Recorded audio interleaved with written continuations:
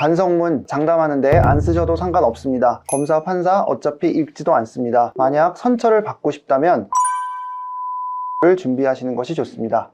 안녕하세요. 검사 출신 최용희 변호사입니다. 음주운전, 폭행, 성범죄 할 것 없이 처벌 위기에 몰리신 분들은 선처를 받기 위해서 보통 반성문을 준비했다는 말씀을 많이 하십니다. 그리고 유튜브 영상을 찾아보면 일명 반성문 쓰는 법이라는 제목 하에 다양한 영상들이 검색되는 것을 확인하실 수 있습니다. 그런데 정말 놀랍게도 오늘 이 영상은 반성문 따위는 정말 쓸데없다는 것을 알려드리기 위해서 촬영하게 되었습니다. 아마 이런 이야기는 어디서도 들어본 적이 없으실 텐데요. 그 이유가 무엇인지 오늘 자세히 설명드리도록 하겠습니다. 변호사님, 보통 반성문을 써야지 선처를 받는다고 알고 있는데 이게 무슨 말인가요?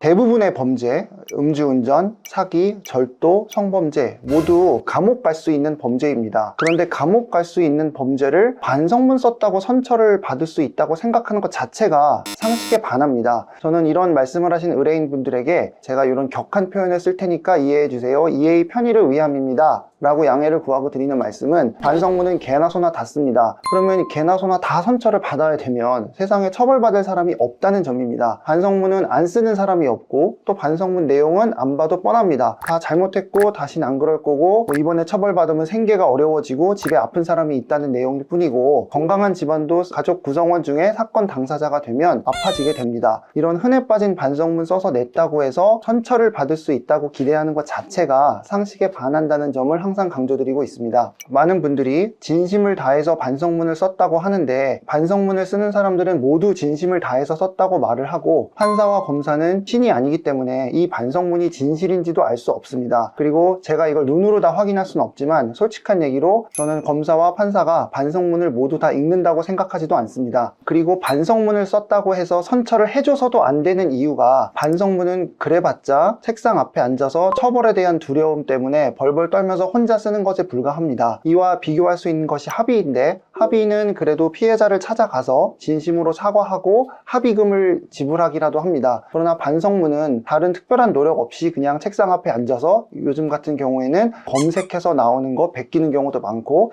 반성문 대신 써준 업체에 맡겨서 쓰는 경우도 많기 때문에 이것만으로는 선처를 해줘서도 안 됩니다. 결론적으로 말씀드리면 반성문을 절대로 쓰지 마시라고 말씀드리는 것은 아닙니다. 다만 반성문은 결코 중요한 것이 아니고 이 부분에 있어서만큼은 반성문과 같이 언급되는 탄원서도 마찬가지입니다. 그렇다면 가장 중요한 것은 나의 사건에 맞는 양형 자료를 준비하는 것인데 안타깝게도 대부분 이 양형 자료를 사건의 종류와 나의 처한 상황과 무관하게 그저 반성문 탄원서 피해자가 있으면 합의 이렇게만 준비하기 때문에 선처를 받을 수 있는 경우에도 받지 못하는 결과가 생기는 것 같습니다. 그럼에도 불구하고 굳이 반성문을 쓴다면 어떻게 쓰는 것이 좋은지에 대해서는 제가 몇 가지 팁을 알려드리도록 하겠습니다. 다시 한번 강조하지만 반성문을 잘 쓰는 방법을 알려드리기 위한 것이 아니라 반성문은 내가 준비하는 자료 중에 가장 중요하지 않은 것이고 그런데도 굳이 쓴다면 아래 팁을 활용하셨으면 좋겠다는 말씀을 드리는 것입니다. 첫 번째로는 무엇을 잘못했는지를 구체적으로 쓰는 것입니다. 대부분의 반성문을 읽기 싫은 이유는 그저 잘못했다는 단어만 반복하는 경우가 많습니다. 예를 들어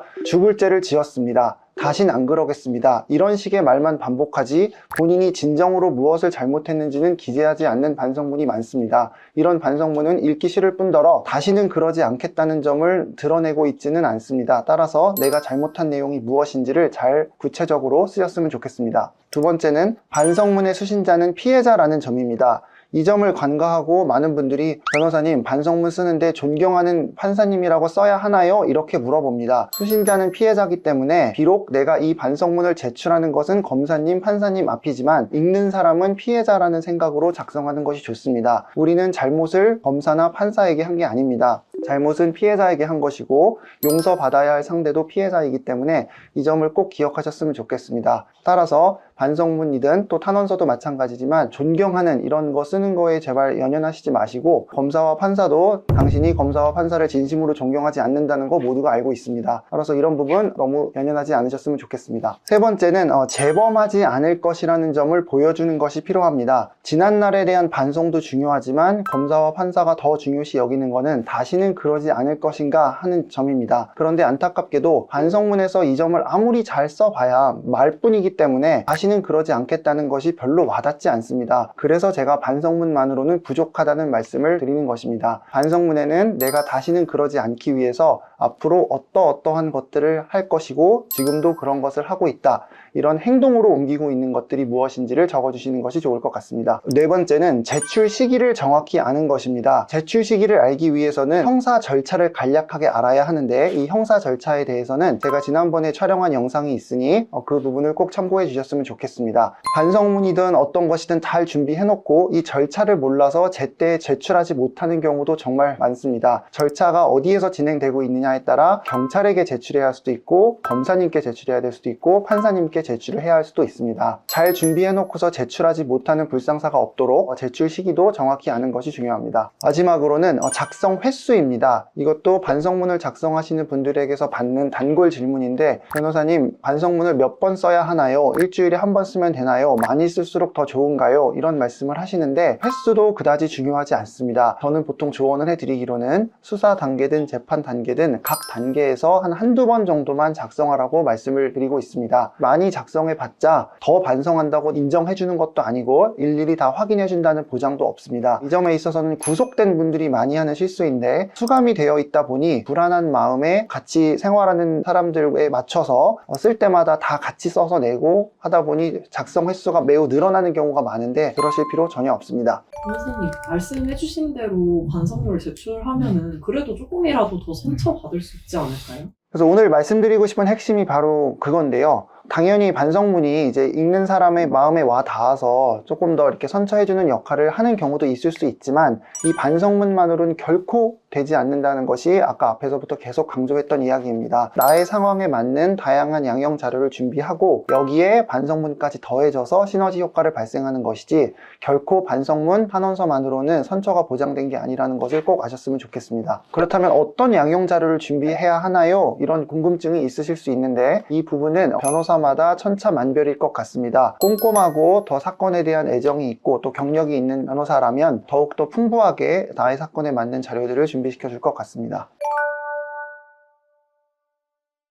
사건에 따라 너무 다를 것 같은데요. 아무리 같은 음주운전이라 하더라도 어떤 분들 같은 경우는 교육이 의미가 있을 수도 있고요. 어떤 분들은 아예 운전의 가능성을 원천적으로 차단하기 위해서 차를 매도해야 되는 경우도 있고, 또 어떤 경우는 아예 본인 명의뿐만 아니라 가족 명의 차까지 다 매도하라고 제가 조언을 드리는 경우도 있고요. 이거는 이제 흔히 인터넷에서 검색해서 나올 수 있는 예시에 불과하고, 그 외에도 사건은 음주운전만 있는 것이 아니라 사기 사건이라든가 성범죄 사건 너무 다양하기 때문에 케이스 바이 케이스일 것 같습니다. 그러면 혹시 변호사님께서 어떤 성범죄라든지 음주운전 등 형사사건에서 이런 양형자료로 선처를 이끌어낸 몇 가지 사례가 좀 있으실까요? 가장 지금 생각나는 건 절도 사건인데요. 절도는 피해자가 있는 범죄입니다. 이런 경우에는 피해자와의 합의가 정말 중요하고, 합의라 함은 돈을 주는 것이 아니라 피해자가 처벌 원하지 않습니다, 이 말을 해주는 게 합의인데, 물론 그 말을 끌어내기 위해 이제 합의금이 필요하죠. 근데 절도 사건에서 받을 수 있는 최대한의 선처는 기소유예입니다. 그러니까 검사가 죄는 되지만 처벌을 받지 않도록 선처를 해주는 것이 기소유예이고, 이렇게 되면 전과가 생기지 않습니다.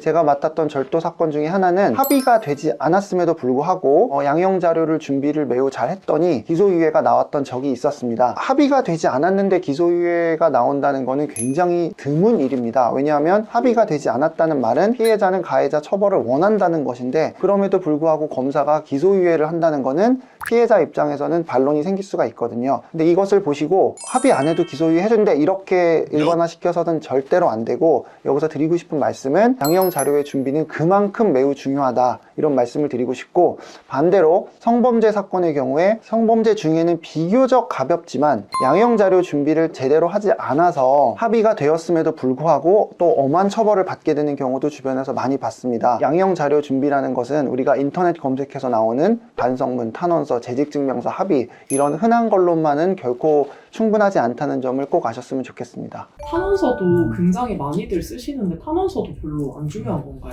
탄원서도 다른 양형 자료에 비해서는 저는 중요도가 매우 떨어진다고 말씀을 드리고 있습니다. 왜냐하면 탄원서는 그래봤자 내 자식, 내 부모, 내 친구, 내 남편, 내 부인, 내 남자친구, 여자친구 착한 사람이니 한번 봐주세요가 탄원서의 한계입니다. 근데 과연 내 주변 사람이 어떤 범죄를 저지르고 다니는지를 탄원서 써준 사람이 어떻게 아냐는 거죠. 저는 그래서 검사 때 탄원서 쓴 사람들을 모조리 검찰청으로 부른 적도 있었습니다. 그 당시에 그 사람들은 매우 놀랐을 거예요. 왜냐면 탄원서 쓴 사람을 부르는 경우는 없거든요. 불러서 물어봤죠. 이 사건의 당사자가 지금 술 먹고 음주운전하고 단속 경찰관까지 때려서 공무집행 방해로 지금 처벌 위기에 있는데 당신은 이 사람이 한평생 착하게 살아왔고 앞으로도 그럴 것이니 봐달라고 했는데 그걸 당신이 어떻게 아느냐. 그리고 그렇게 잘 알면 애초에 이 일이 일어나지 않게 했었어야지 이걸 어떻게 장담할 수 있냐. 그럼 사실 할 말이 없거든요. 그래서 이런 것도 그냥 기계적으로 탄원서를 써서 내는 경우가 많은데 그렇게 해갖고는 사실 별 도움을 받지 못합니다. 그래서 탄원서 역시도 작성을 할 때 있어서는 그 내용을 좀 되게 신중하게 쓰는 것이 필요하고 예를 들어서 마냥 이 사람 착하고 앞으로 그러지 않을 것이다 라는 식의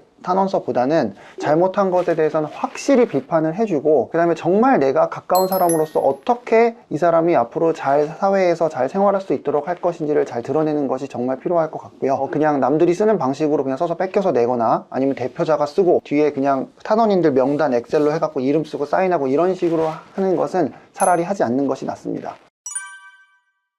오늘은 반성문 쓰는 팁 몇 가지에 대해서 말씀을 드렸습니다. 그러나 계속 강조했던 것처럼 반성문은 이렇게 써야 선처 받습니다가 아니라 반성문은 안 써도 될 만큼 정말 중요한 것이 아니고 더 중요한 것은 나의 사건에 맞는 양형 자료라는 점입니다. 이 점을 잊지 않으셨으면 좋겠습니다. 인생에서 가장 중요한 순간 인터넷 검색에서 나오는 것처럼 반성문, 탄원서, 재직증명서, 합의 이런 흔해 빠진 것만 이야기해주는 변호사가 아닌 여러분들의 사건에 맞는 자료를 꼼꼼하게 준비해주시는 그런 변호사님을 만나셨으면 좋겠습니다. 이상 최용희 변호사였습니다. 감사합니다.